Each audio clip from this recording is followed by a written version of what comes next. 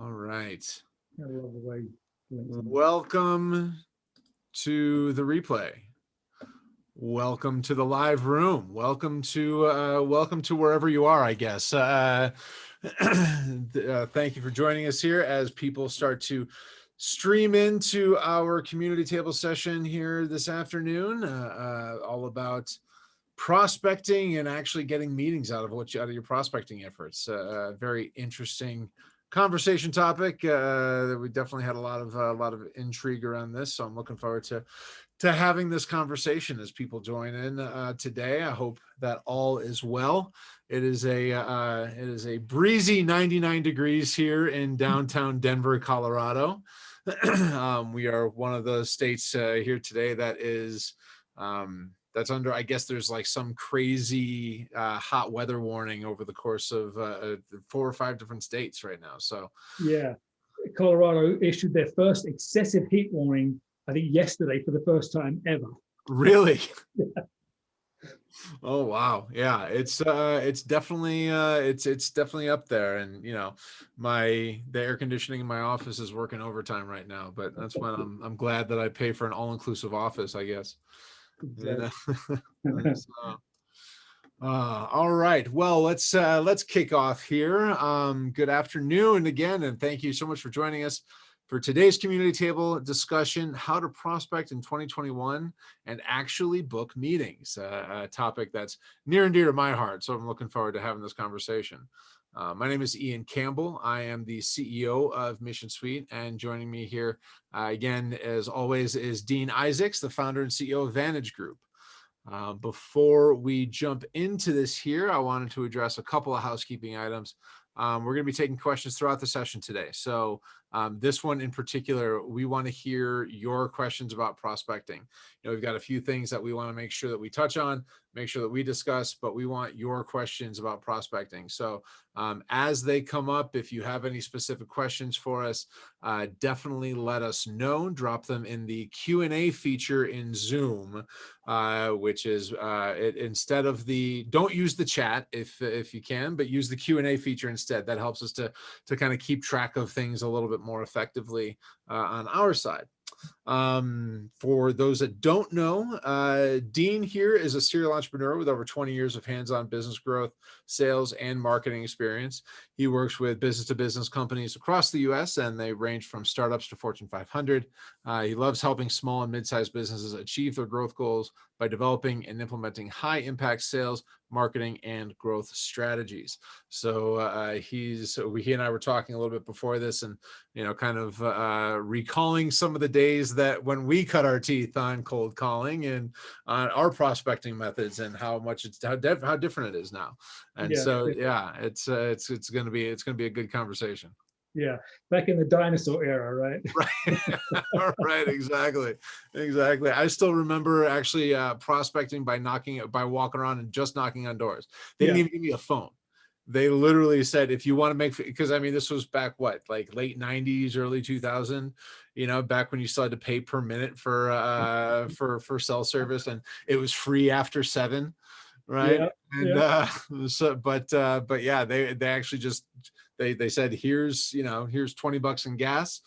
Back when $20 in gas could actually buy you, right, almost more a than a tank. gallon, right? Yeah, right, exactly. So, but yeah, so Dean, you and I were talking before this, and you mentioned that you wanted to clarify first and foremost what prospecting is before we jump into this. So why don't you kind of start us off there? Yeah, thanks, Ian. So, you know, it's funny because I think people use sort of sales and marketing interchangeably. They use lead generation and prospecting interchangeably. And for me, prospecting is a different function, different activity to lead gen. And that's really the biggest sort of difference I wanted to sort of define today. Really, lead gen is the act of finding people to contact, right? It's creating a list. It's maybe getting some downloads on on your website where somebody sort of downloads something. It's finding an email list. You know, those things are lead generation. They're not necessarily actively communicating with an individual. It's just building that list, right? Whereas prospecting is actually reaching out to a human, with the goal of having a conversation. And really that's what prospecting is in, when I think about it, it's initiating contact, right? And starting a conversation. That's what the act of prospecting is, versus just pulling a list from the book of lists and saying, that's, you know, that's prospecting. No, that's generating a leads list. Right. So you need the leads list to start your prospecting activity, but they are different functions. So I just want to make sure we were clear there, because I think lead gen tends to be more of a marketing function these days, you know, but prospecting squarely stands on the shoulders of sales without question. You know, and that's an interesting distinction, because, you know, people use lead list and prospect list interchangeably too, right? So, you know, so a prospect list is sounds like it's not really a thing per se, right? I mean, you've got your leads list, but you prospect on that, off of that leads list. Yeah, I would say if you really have a prospect list, it's a lead that's interacted with you, right? You've had some kind of interaction with them. So there, you may call it a qualified leads list, right? Or a high probability leads list, versus just this thing that I downloaded with 100 names on it. Right, so that's when the difference is. Prospecting is when you've actually had interaction with those individuals. And it may be that you haven't spoken with them, but they requested a demo, right? To me, that becomes a prospect, because they're asking for, you know, asking to see your stuff. Right. So it's a qualified lead. So there is a subtle difference there in my mind. Yeah. Gotcha. Interesting.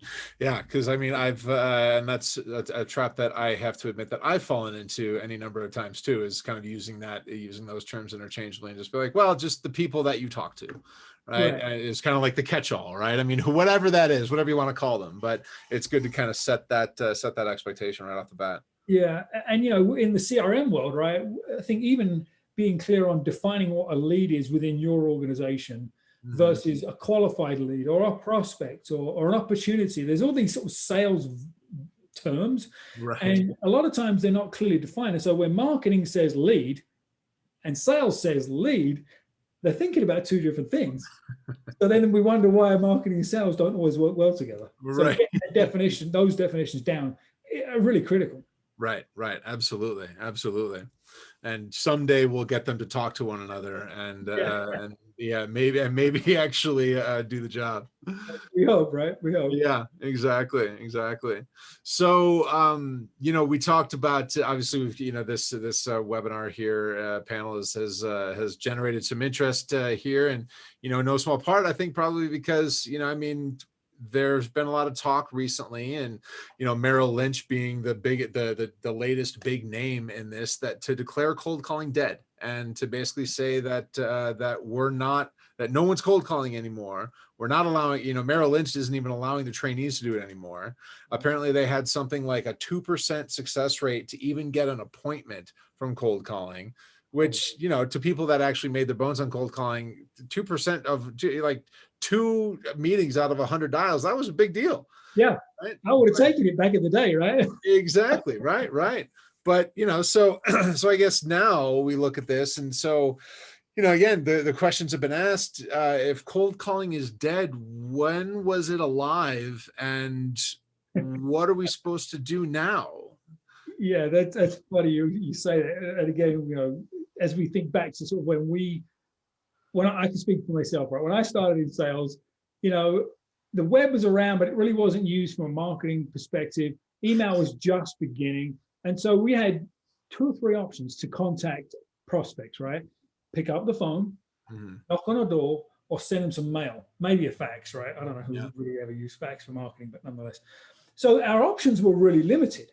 And so cold calling did work because there weren't many other choices. And then from the other side of the coin, buyers, our targets, weren't getting bombarded 24/7 with this thing, right? And every channel, social, email, digital, text, blah, they didn't exist. And so they weren't being overrun with all of this inbound interruption, and they were much more likely to pick up the phone. And I think that's so there's a lot of things that have shifted dynamically. So if we just think about caller ID, 20 years ago, caller ID didn't exist. And so when my desk phone rang, me being the prospect, I picked it up. Right. because it could have been the boss, it could have been a client, who knew, right? And so that just one mechanical filter didn't exist. So there's a lot of reasons why at the time cold calling worked, because it was, again, one of the only options. You didn't have all these technology barriers. But why it doesn't work now, I guess that's like the next part of the conversation is, I'm not ready to say that cold calling is completely dead, right? Take it out back and shoot it. But well, the second that we say it's dead, it's all of a sudden people are going to start doing it again. They're going to start answering phones again, right? Yeah, exactly. But I think that the truth is that any single channel of outreach, any single method of prospecting is less effective on its own. And we'll get into multi-channel here as we talk. But if we just think about calling, you know, I don't know about you, but do you answer the phone when you see a caller ID of a number you don't recognize? Oh, it's incredibly rare. Incredibly rare, right? Yeah. So we don't answer the phone, right? In general, even if it's the office phone with caller ID, we don't answer the phone. So there were ways back, you know, when you were making calls, if you wanted to be transferred internally to your person, that would increase the odds of them picking up the phone because they saw it's an internal transfer. So there were methods and techniques we used to use to get on the inside on the calling tree and get transferred. Doesn't matter anymore. Yeah. Right. It doesn't matter because it's all clear, it's all transparent. And so people just don't answer their phone as much. I think just generally cold calling or any interruptive outreach is kind of in some ways disrespectful, right? I'm saying that my time, me dialing the phone and talking to you, is more important than your time, whatever you were doing when the phone rang. And I think that people are more sensitive to that as well.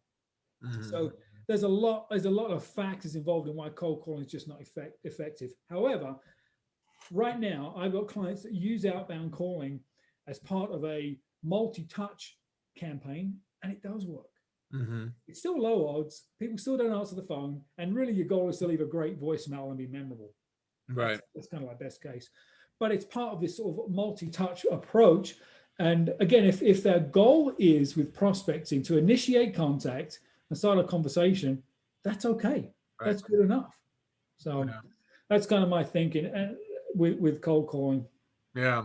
So you mentioned the multi-touch, multi-channel kind of approach. Dive into that a little bit for us. So like, what do you kind of give us a rundown of what you mean, what that entails, how it works, you know, kind of give us an overview of that. Yeah. So let me hit you with a statistic first, and it sort of validates where we're headed. So 42% of all salespeople say that prospecting is the most challenging thing they have to do. Not negotiating price, not closing deals, prospecting, 42%. And I think that when it was a cold calling approach, people didn't like it, didn't feel good, right? They didn't want to do it. But now, because there are lots of ways to prospect, they're overwhelmed. They don't know where to start. So there's a lot of factors driving that. So when I say multi-channel, go ahead. I was just going to say, you know, so it's an interesting thing that it's an interesting point that you brought up because, you know, people didn't like cold calling, but it's easy, right? I mean, don't get me wrong, it's never fun getting hung up on, and it's not it. I mean, you got to have some pretty thick skin to do it, but it's easy. You pick up the phone, you dial a number, you read off a script. Hopefully you've internalized the script and can spit it back and, you know, what have you. But I mean, but you go off a script and then you handle a couple objections and then get hung up on or book a meeting, you know, and I mean, it was easy to do. Right. And so, and it was predictable and the whole 9 yards, right? But now it's, and I think this is what you're going to get into, that there is a lot more challenge to this multi-touch, multi-channel kind of a thing. Oh yeah, and it can be as complicated as you want to make it, right? It could be really complex brain surgery, or it can be a little more straightforward. And so when I think about multi-channel, so if I said to you, when I say prospecting, what do you think? We've already talked, right? We think cold calling. Mm-hmm. Maybe you think sort of like cold outreach email, right? Mm-hmm. Maybe it's like pinging somebody on Instagram or LinkedIn or Facebook that you don't really know. Just like that general outreach sort of interruptive stuff. Well, when I think about prospecting and I think about multi-channel, it really depends on the type of prospecting you want to do. So there's sort of, I break it into two: inbound prospecting and outbound prospecting. So inbound prospecting is the holy grail, right? It's where your marketing is working and it's creating inbound inquiries. People are going to your website, they're downloading your white paper, they're responding to like a comment on one of your social posts, they're raising their hand to say, hey, we like your stuff, maybe we should talk. That prospecting is a lot easier. You should still have a strategy and an approach and so forth. But I think most of what people think about when I say prospecting is the outbound. It's the sort of like cold outreach. And so that's probably where we'll spend most of our time, because that is the most difficult and the most challenging, but can also reap really great rewards. So this whole multi-channel approach thing is trying to meet the prospect where they're at in multiple places. And so if they're on LinkedIn, it's being there on LinkedIn. It's again, starting a conversation, initiating contact on LinkedIn. Maybe that creates some familiarity. So when you do send an email, they're like, oh, I recognize Ian's name. He actually, we chatted back and forth on that, my LinkedIn comment. The likelihood of them reading that all the way to the bottom, your email, goes up dramatically. And then maybe you share a piece of content, whether it's via email or social, and over a sequence of events based on their interaction with those outreaches, then you know when it's time to pick up the phone or move the conversation to a meeting, move the interaction to a meeting. So that generally is what I talk about, or what I mean when I talk about multi-channel. It's thinking about meeting that prospect where they're at, and interacting there in a less interruptive way, but more of a social way. So when you talk about, so a couple of questions off of that. So you talk about, knowing when it's time to pick up the phone and make a call, or I mean, you can always request a meeting, or like when you're online. But how do you know when it's time to actually pick up the phone and make a call? Yeah, I try and think in terms of, you've heard me talk about the buyer's journey more than once, right? Yeah. And so for me, when I have my sales hat on, I want to make sure I'm in alignment with where my prospect is at in their buyer's journey. And they're most open, prospects generally are most open to talking to a salesperson when they're in the early discovery sort of phase. So they're finding potential solutions. 95% of buyers are looking at your stuff online before they talk to you. Know that, right? So they're going to pre-research you and say, is it worth me talking to this person or not? So know that your website and your marketing, your social content is going to be proof, right? So we know that if I request an appointment, or I try and get them on the phone, and I talk about the most fundamental things that we do, I'm already out of sync with where they're at, because they're past that. They already know we do this stuff. Right. They want to know, do I understand their problem and how are we going to help solve it? And so by going back and forth through some other interactions before you ask for that phone call, you can figure out where they're at. Because if they're asking about features, they're asking about price, they're asking about competition, they're asking about what allows you to know where they're at in the buyer's journey. But if they're in that sort of like evaluation stage, which is typically like the middle of their decision-making process, you want to get them on the phone. You want to have a conversation with them. Early on, it may be just like, send me more stuff. Yeah. I don't want to talk to you yet. I don't trust you quite yet. Send me stuff. And so then you have to sort of judge based on that. So that's how I look at it, is trying to understand where they're at in their process. Yeah. Interesting. So, we've taught you kind of, some of these things are email, voicemail, LinkedIn, a lot of which you can automate, right? And a lot of which you can kind of use tools for that. And whenever you make a call, you kind of expect to go to voicemail. You don't expect to pick up the phone. Of course, that creates a whole different problem when people actually do answer, and you're like, oh, I don't know what to say, right? I was ready for leaving that voicemail. Right, exactly. Right. It reminds me of this old Burns and Allen, George Burns and Gracie Allen radio show with the traveling vacuum salesman, where she keeps interrupting him, and he has to start all the way back at the beginning of his spiel again, right, every time, because he doesn't know what to do.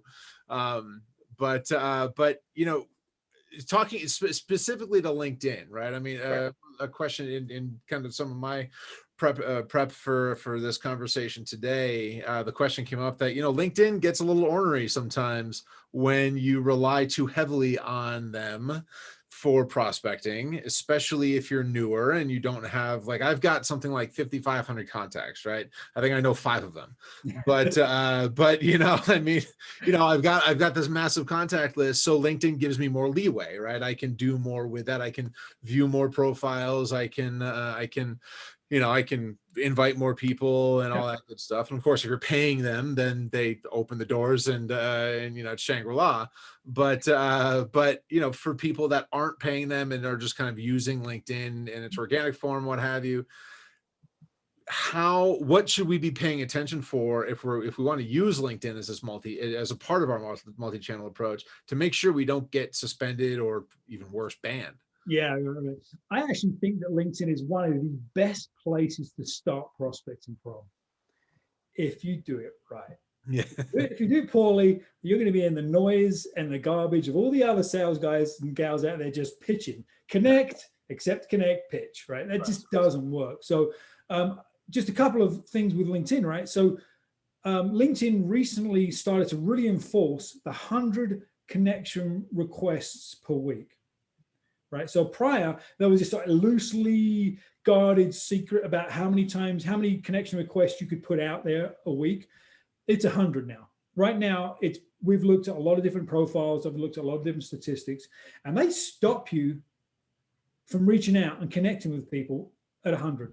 Is that no matter your profile for whether any? you're paying for it, whether it's the newbie with 1 connection or somebody with 100,000 followers? They've really locked it down. Okay. So they're obviously trying to protect the validity of their platform as well. And so the thing I would say with all prospecting, regardless of what channels you use, the thing I would say, write this down, anybody that's on this call, hyper personalization. That is the key to success. Not the generic personalization that says, hi, Ian, I see you're the CEO of Mission Suite. You run a marketing automation. We work with marketing automation, and we do this cool stuff. That's generic. That's not personalization. That's lazy. But hyper-personalization is, before I even can try and connect with you, I go through your profile. I look at your posts. I interact with you as a human to human on your posts, and I make genuine, thoughtful comments. My goal is to get you to comment back on my comment. That's all I want to do. Now, if you do that a few times and you do it genuinely and you do it with patience, you would remember me, right? If you see somebody that you're not connected to comment on a few of your posts over a couple of weeks, genuine, thoughtful stuff, you would probably remember their name. And so then when I sent the connection request and I personalized a note and said, you know, it's been really fun and cool just chatting with you on your post. I'd love to connect with you. And here's the kicker, right? We're not connected, so I don't see all of your posts. I'd love to see all of your posts when they come out. I'd love to connect. How many times out of 100 are you going to connect with that person? Yeah. Probably every single one, right? Right. So that's a way to, that's the beginning of personalization, right? Super hyper personalization. So now you started to build a little bit of a relationship with this person who could be a prospect.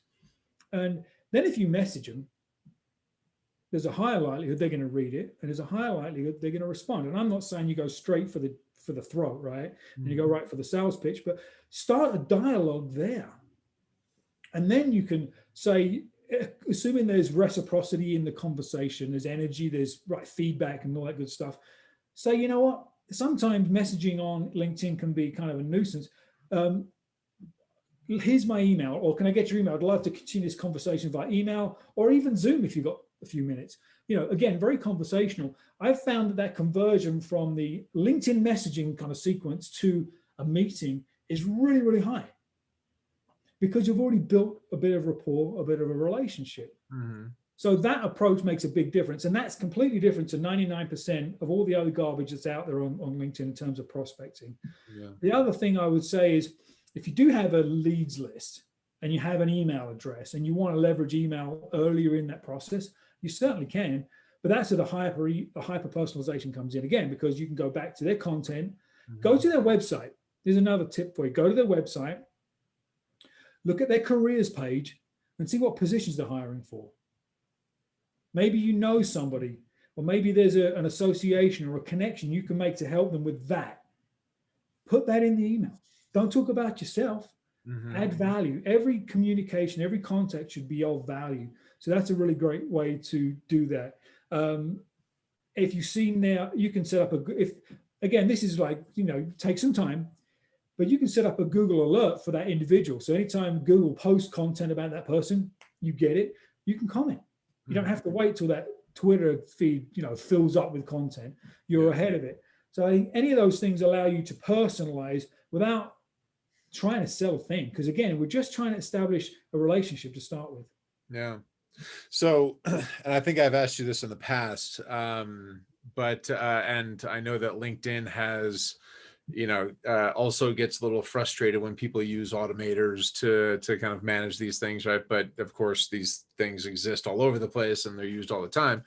But should we stop using those kind of automation tools, because you can't hyper personalize something like that on an automation tool? Even like, I mean, I use some of the ones that if anybody from LinkedIn is watching, I don't use this tool, but I mean, there's a great tool out there that somebody in my position might use at some point, called Alfred, and they, so they allow you to it's generic personalization, right? High first name, so on and so forth. But then they can go, it can go in, look at their profile, and then like recent and drop a like on a recent post and things like that.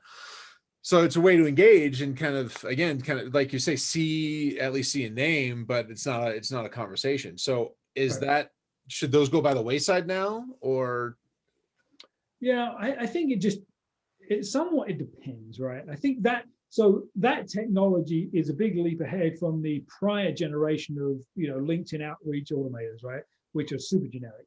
Right. So that's a step in the right direction. I think it depends on your business. Most of the clients I work with aren't looking to do thousands of transactions a year, right? They're Mhm. looking for, let's say, less than 50 high quality transactions, Mhm. perhaps, right? And so their sales funnel looks very different to somebody that's wanting to do hundreds or thousands of transactions.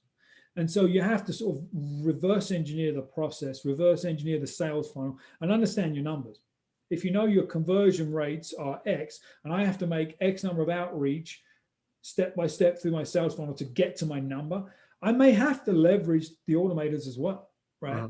But if I know that I convert 25% of my LinkedIn meetings, let's say, to prospects, and I convert 50% of those into clients, and I only need 20 clients, I can probably do hyper personalization because I'm looking for a much more high quality, probably a more complex sale, more in depth sale. But if I'm selling widgets, even if it's services or products, I need volume. So Yeah. I think you have to really understand the individual sales funnel. Mhm. But even with the tools, you've probably got your top 10, top 20, top 25 list. Those are the ones you want to hyper personalize and really take the time to nurture. Yeah.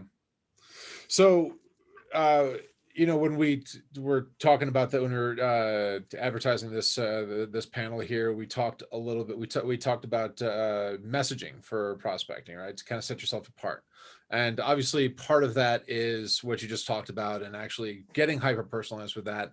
But just when we're talking about ourselves and being in if we're whether we're in a hyper competitive space, or not, right? I mean, what should we be thinking about when we're prospecting when it comes to messaging to actually kind of separate us from the rest of the pack? Yeah. So I was talking with someone this morning about this exact topic, and it's funny because we all love what we do. Right. Hopefully, right? Hopefully, we love what we do. That's why you do what you do. But your prospect doesn't care what you do. Right.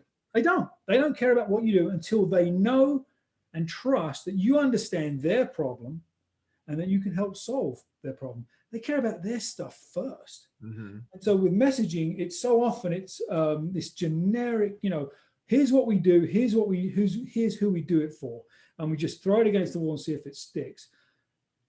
The problem with that is that you don't separate yourself from anybody else in your space. And so with messaging, you have to dial back to the problem that that individual is trying to solve for.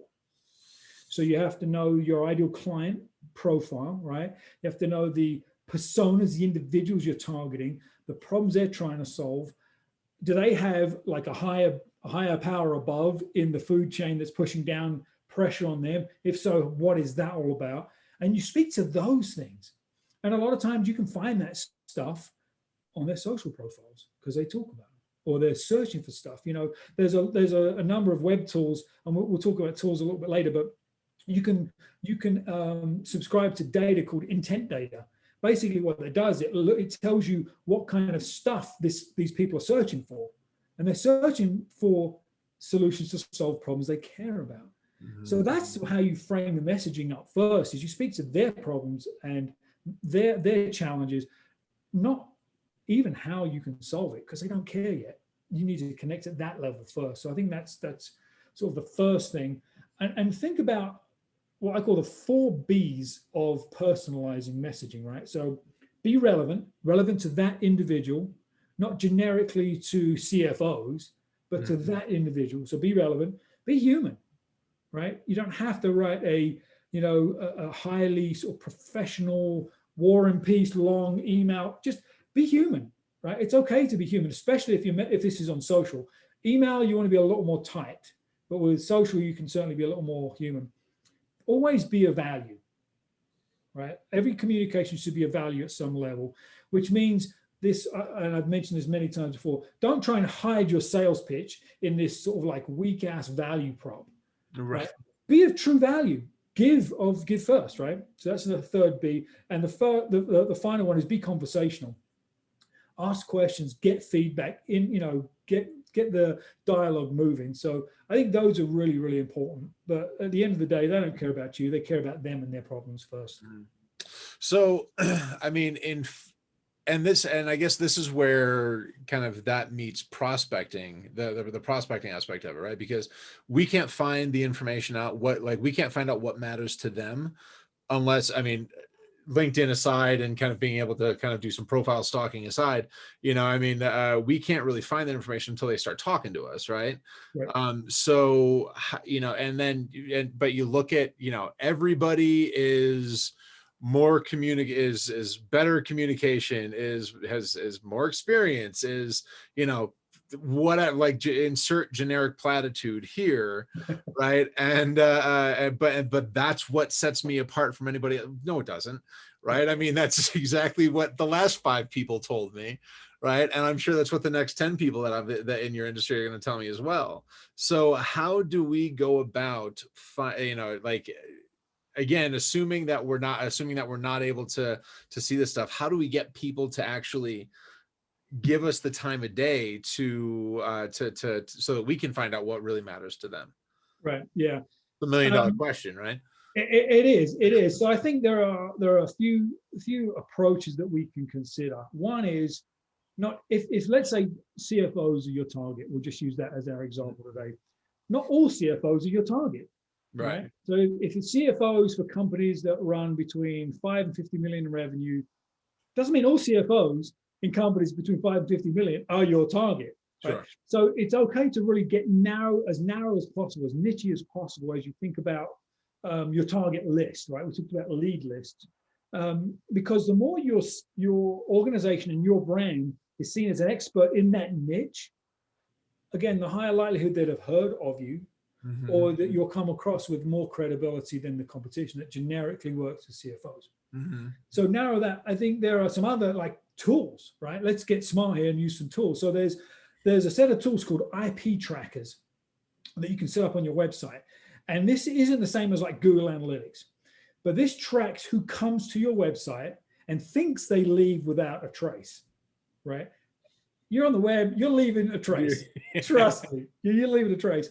And so there are ways to sort of stalk people without them knowing. And so simply installing an IP tracker on your website, you can see the people that have come to your website. Obviously, Google Analytics will give you some of that data too. And you can see, wow, I've seen 3 people from this same company come to our website and all land on our services page for our ABC service. Do you think that's a much easier outbound call? You don't necessarily want to say, I've been stalking you online. Right. You can't help but notice you showed up to this page. Yeah, right. I know where you live. Right. Yeah. but it's a much easier call to prepare for and to align that value. Because if they're looking for a particular solution, let's say, the likelihood is you can define the problem pretty easily.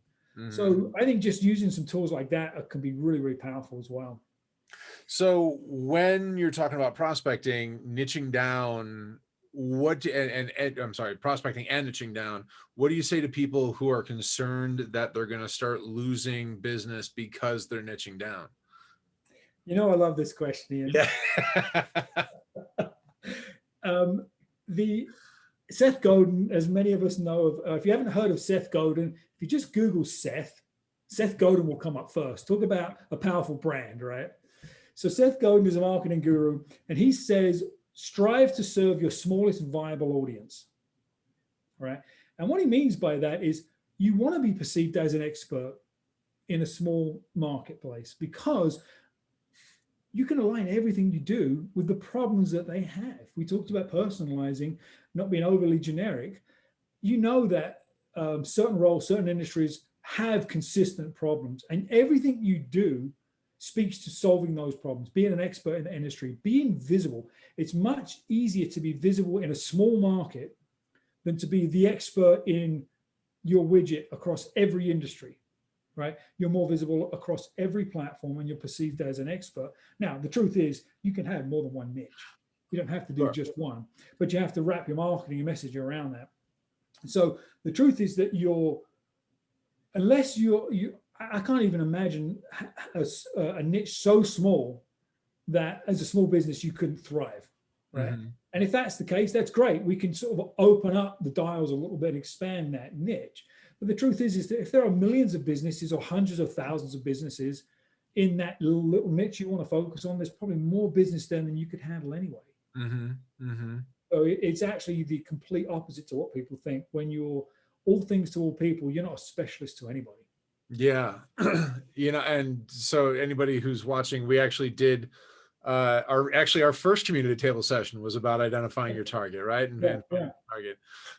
And that's on Mission Suite's YouTube channel in the community table playlist. So you can go back and see more of that. But I do want to touch on, without going as deep as we did there during that session, I want to touch on the question of how do we go about finding and deciding on a niche? Because there are so many people that don't do any, that can't do any prospecting because they can't decide who to go after. Right. And so I feel like that's actually, it's a bit of a relevant question in this conversation as well. So how do we decide this is the target? I'm an ops consultant for X, right? And, like, how do we go about deciding on that? Yeah. I think one of the easiest ways is to analyze your current customer base, right? I can't tell you, over the years, talking to clients and owners of businesses, when I say, describe for me your ideal client, right? You could really niche it down and all that stuff. Who's your ideal client? And they give me all this demographics, psychographics, all of this stuff you need to really niche. And then we look at their customer base and it doesn't look like that at all. That's kind of who they think or who they want to work with, but who are they actually working with is sometimes different. So I would say start by analyzing your current customer base, right? And see if there's a difference there. And if there is a difference, is your existing customer base, does that look like the kind of business you want to, the kind of customers you want to build your business around? Doesn't mean they're good or bad. It just means that's who you have today. So that's a baseline. I would say the other is to really understand the kind of businesses you have the most fun working with. So I have a client now, and she loves to work with nonprofits. That's kind of one of her things, is nonprofits. And now we did niche down within nonprofits because obviously there's the one person with a $30 annual budget, and then there's Red Cross, right? The nonprofits come in a lot of different shapes and sizes. But she really had a passion for working with nonprofits and had done some of that work over the years, but had never really focused on it. And so we really focused a lot of her marketing activity, her networking, her messaging around this sort of segment within nonprofits. And I really believe, you get what you focus on. Really, really do. So just by getting really clear and wanting to serve her passion, that came through when she talked to that community and they wanted to work with her. Yeah. So I think there's a lot of aspects, sort of like intrinsic, what do you want to do? Mhm. And where are there opportunities in the market? And I would say the third thing is keep your ear to the ground.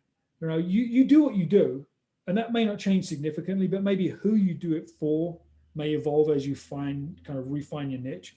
So keep your ear to the ground and try and figure out what markets are not being served, right? Where is there an underserved opportunity there? And again, being active on social and being active in your community, those things tend to float to the surface when you look for them.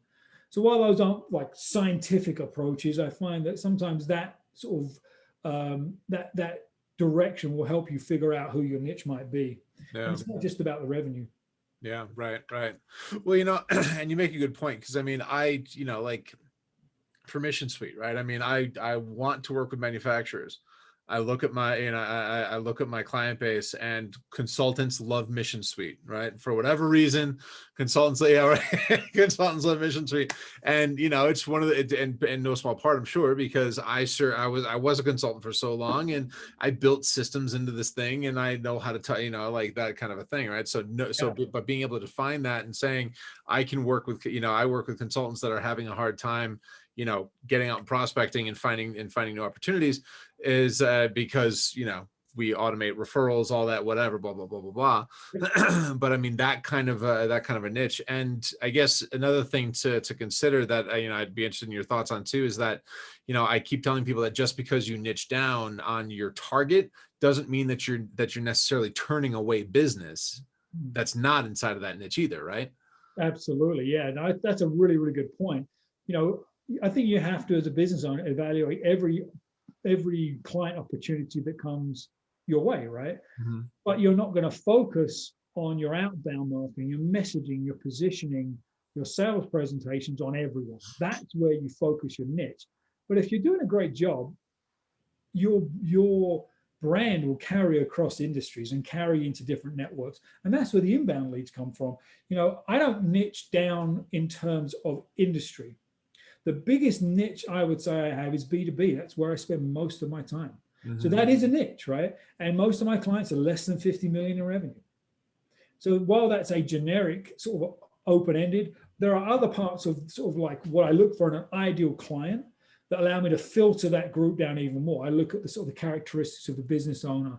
Why do they want to grow? Have they used outside consultants in the past? Those are sort of like qualifiers that allow me to kind of really filter that target market down even more. Mhm. But sometimes I get a call or an email from somebody that says, "Hey, can you help us with this thing?" Maybe let's have a conversation. Yeah, right, right, exactly. So if you're in a hyper competitive space, like, Mission Suite's a perfect example of this, right? I mean, there are what, like 400 or 500 different CRM platforms out there, at least right now. Yeah. I mean, we play in a pretty competitive space. Is focusing in on a niche the best way to set yourself away from the competition when you're having those prospecting conversations? Yes, it's one of the ways, right? So just defining your niche is one sort of half of the equation. The other half is how do you position yourself to take advantage of that niche? Mhm. So there may be a need. So if I compare Salesforce to Mission Suite, there are a lot of comparisons that are similar, and there are a lot of comparisons that are completely different. Price is a huge one, Right. right? Salesforce is a massive expense to buy, to set up, to maintain. Yeah. And I mean, I know I'm preaching to the choir here, but that's a really easy way to position against Salesforce. If people don't need the whole encyclopedia of CRMs at the highest and most complex level, if they don't need all that stuff, they don't need to be spending that kind of money. And Mhm. you know what? For the most part, small and mid-sized businesses probably don't need all that functionality. So your that story has to resonate with your niche. If Yeah. you're selling to enterprise, doesn't resonate. You may say, I want to work with enterprise. I want to work with, it doesn't make sense, right? Your value prop doesn't align with the niche. So you Mhm. have to make sure that those two things sync up so that when you present it to that audience, they're like, I get it. This guy is one of us. Right. He gets Right. us, which is probably why you have a lot of consultants in your Right. client base. Exactly. Right. Musicians are my next target, but Right, right. yeah. So, Um, Awesome. So let's talk about, I mean, we kind of touched on tools a little bit. So let's talk a little bit more about that though. I mean, so what sort of tools can we use to make prospecting more efficient, more effective, what have you, right? I mean, we talked about LinkedIn, we talked about email, we talked about IP trackers, but, kind of, can you give us any other thoughts or ideas around that and how to actually implement them Yeah. into a kind of a coherent strategy? Yeah, so I think let's start with LinkedIn because we tend to spend a lot of time there. It gets a lot of interest on the community table. And so the vast majority of people that don't really leverage LinkedIn completely are using the free version. And personally, I bounce in and out of using Sales Navigator and not an in and out. It just depends on kind of where I'm at, what I'm doing in my business. But one of the most powerful things that Sales Navigator gives you is the ability to search, filter, and save those searches. So if we know that one of our first steps in prospecting is starting a conversation through commenting on somebody's posts, how do we find those individuals? So you can use the level of granularity on the Sales Navigator filters is at a whole different level than the free version of LinkedIn. So a great kind of tip here is if you know your niche, right, you know your profile of the ideal prospects and you plug that in there, you probably get a whole bunch of people. And the majority of those people aren't posting on LinkedIn very regularly, so you have nothing to comment on. And so what you would do is add an additional search parameter of posted on LinkedIn within the last 30 days. So then it would filter that list by people that have posted within the last 30 days. Now you've got a prospect list that you can start to communicate within their posts because they're posting on a regular basis. Save that filter, and then you can run, I think they call it like an alert frequency, so that list gets refreshed on a weekly basis. So every week, pick the top 5, 10, 15 people on your prospect list that have posted that week and comment. So that's a way to leverage a tool and automate that process. So you're not just looking at a random list of people on LinkedIn. So I would say that's one tool that I think is underutilized.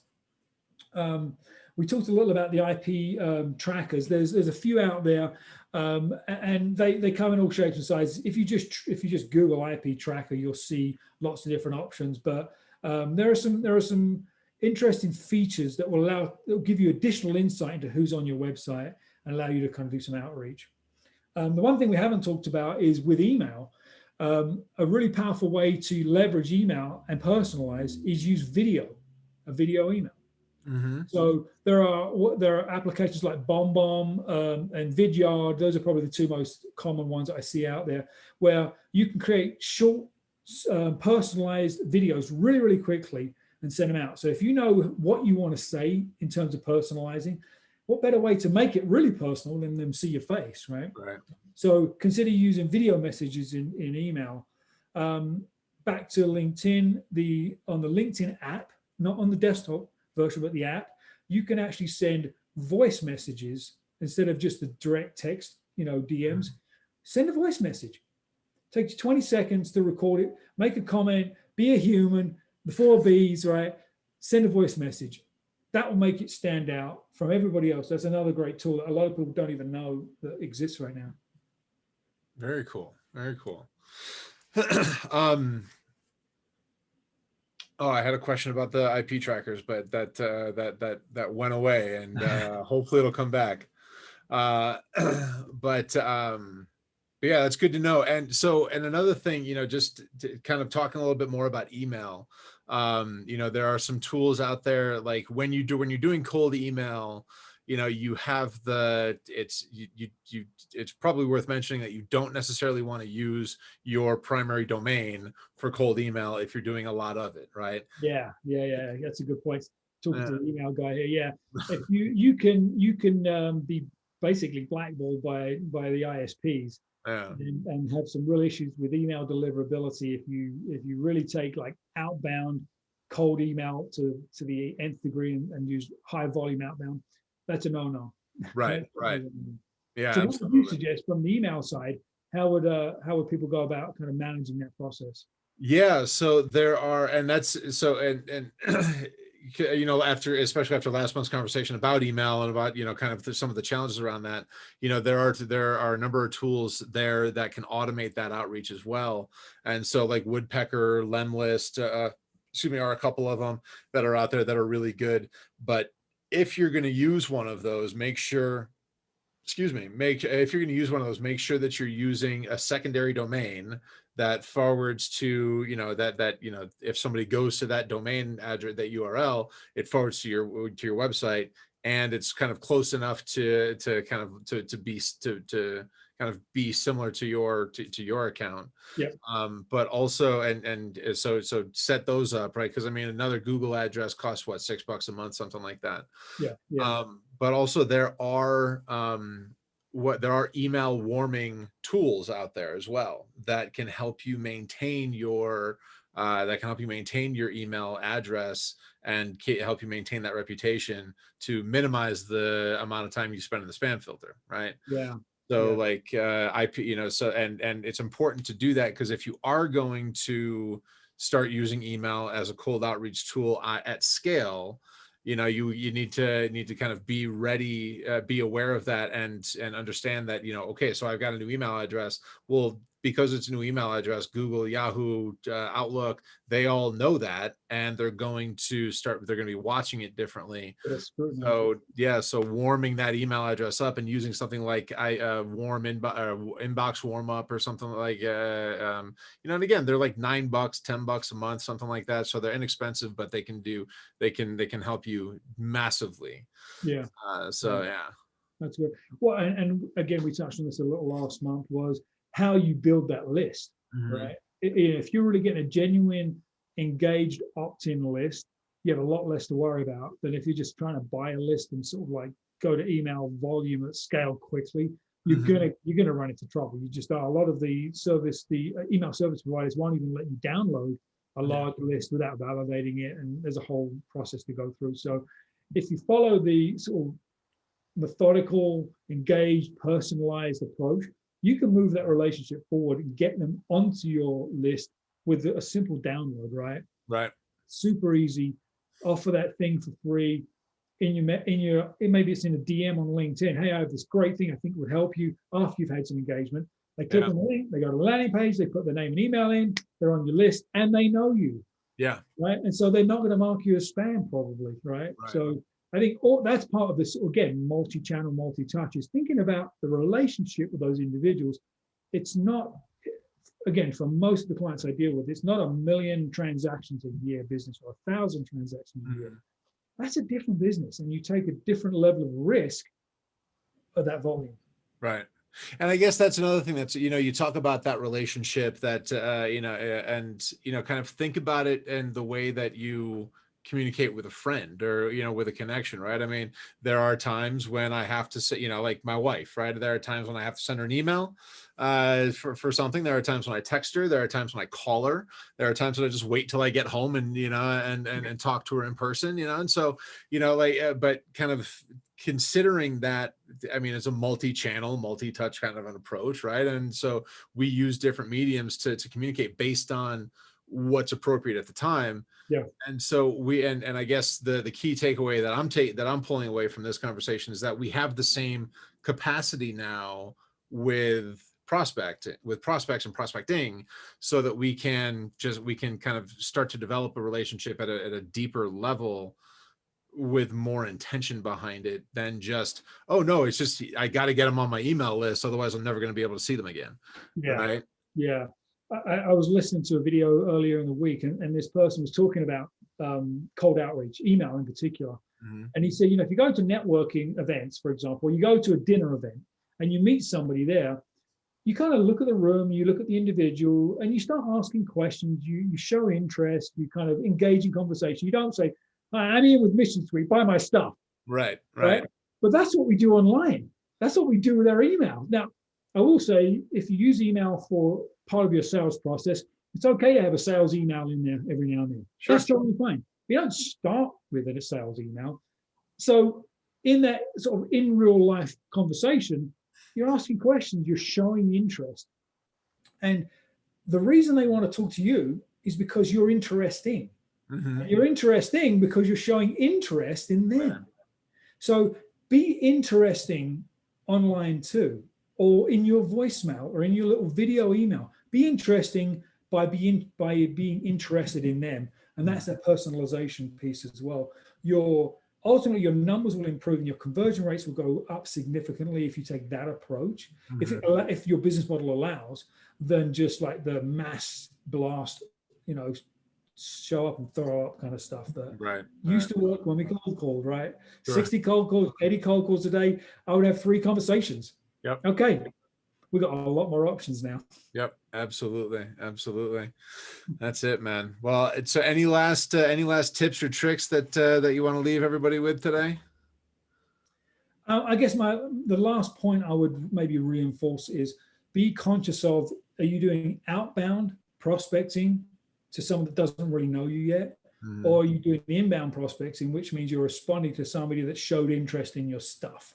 Right. And the reason that's important is they're probably at different places in their journey. Outbound prospects, and we don't know if they're even interested in our stuff, Mhm. right? But inbound, they are. They already have showed interest. So make sure that you structure your messaging accordingly, so you feel like you're in sync with them and not like, this guy doesn't get me at all. Right. Right. Excellent. Excellent. Well, I think that that wraps it up for the questions that I had here today. I think it was a great conversation. I appreciate the time. It was a lot of fun. Yeah, absolutely. This is a big topic, and there's a lot to talk about for sure. For sure. And Dean, just for people that don't know you, where can they find you? Yeah, so you can search Vantage Group Denver online, and you'll find me there. Or just search my name, Dean Isaacs, on LinkedIn, and you'll find me really easily as well. Perfect. Perfect. Awesome. Well, everybody, thank you so much for joining us here today. Everybody on Zoom, everybody on Facebook. Thank you. Thank you for being here. And I will definitely look forward to seeing you again next month. All Thanks, right. everyone. Have a good one.